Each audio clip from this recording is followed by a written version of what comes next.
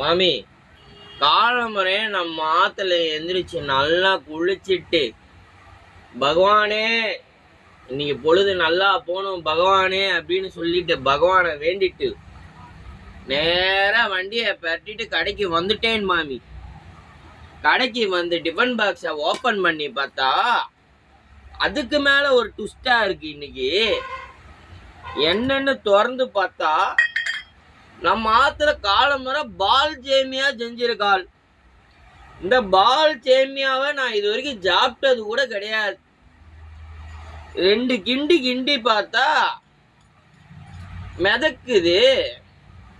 என்னன்னு பார்த்தா முந்திரி. அதை எடுத்து ஒரு வாயில போட்டு அமுக்கி மென்னு முழுங்கிட்டு அப்புறம் பார்த்தான்னா முந்திரி இல்ல, கிச்சுமச்சு இந்த சைடு.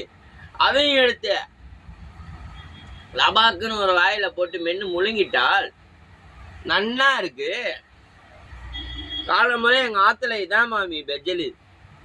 பாலு ஜேமியா, பாலு ஜேமியா நன்னா இருந்தோ, நன்னா இருக்கும். அப்படியே சாப்பிடுவேன். நீங்க செஞ்சு சாப்பிட்டேலா? பாலு ஜேமியா. அசிங்கமாலாம் பேசாதீங்க. பால் ஜேமியா சொல்லுங்க. பால் சொல்லுங்க. பால் ஜேமியா. ஜேமியா ஜேமியா. பாலு ஜேமியா. பாலு ஜேமியா. இப்படி வரணும். ஓகேவா?